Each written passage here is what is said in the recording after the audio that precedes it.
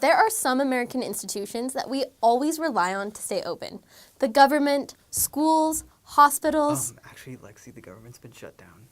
Really? For when? It's been like 36 days. Really? Yeah. Oh, well, I guess we'll do that now.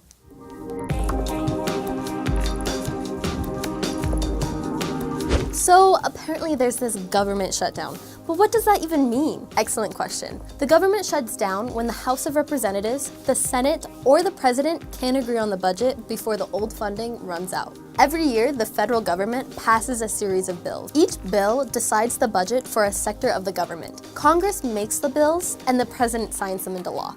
Or at least that's how it's supposed to work. But don't start panicking. Ha! Ha! Ha! Seriously, this isn't the end. It's happened before, a bunch actually. The most recent shutdowns were in 2018, 2013, and twice in 1995. So what caused this shutdown? Another great question. You're on fire. Basically, it's about a wall. The wall. You know. President Trump doubles down on his demands for a border wall. Border security package. Build that wall. Build that wall. The Mexican-American border wall has been on Trump's agenda since his campaign. This budget season, the Trump administration decided to push for the wall. Congress decided to push back. Here's the rundown. On September 18th, 2018, Congress passed a bill funding the Departments of Defense, Labor, Education, and Health and Human Services. Notice the Homeland Security Department was not on the list. So if Homeland Security is in charge of immigration, that means they would be responsible for building the wall. That's why we're in a shutdown. On December 11th, 2018, the Democratic congressional leaders and the president met to try and figure out how to avoid a shutdown.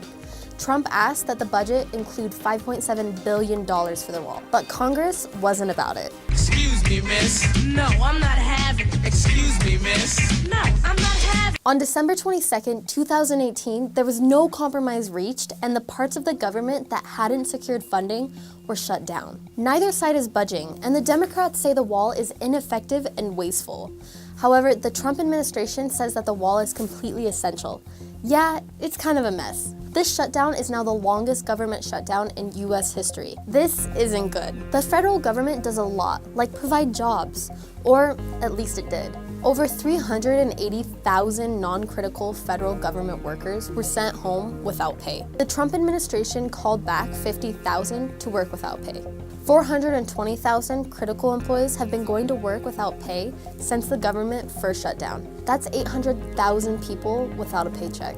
I don't care. I don't care. Well, singing internet man, you should. Even if you're just an average college student, fortunate enough not to know anyone affected by the job loss, you're still being impacted. Yeah, you. Staff shortages at airports are causing major delays. TSA employees aren't getting paid, so a lot of them just aren't showing up. As of January 16th, TSA reported that 1 out of 16 employees isn't coming to work. Our national parks are also getting hit really hard. Over a third of our national park sites are now closed, and the ones that are still open are losing money fast. The National Parks Conservation Association estimates that the National Park Service is losing $400,000 a day. What's worse, a lack of qualified park employees is leading to prominent parks facing severe damage by unsupervised visitors. Last and perhaps scariest, the Food and Drug Administration, FDA, which oversees 80% of the food supply, has stopped the inspection of all domestic food processing facilities. However, the FDA is working on a plan to bring back inspectors to evaluate the high-risk food processing facilities. Hi, kids. Do you like Salmonella. So we've covered some heavy stuff today, I know. Things seem bleak, but there is a unifying message at the core of all of this. Whatever your political leanings, whatever your social ideals, whatever your economic status, you should probably start inspecting your chicken before you eat it. Thank you so much for watching this episode of View from the U. We're back and we have a brand new team working around the clock. So I just want to say thank you. When you watch our videos, you support all of us. We'll see you next time, and until then, I'm Lexi Hogan.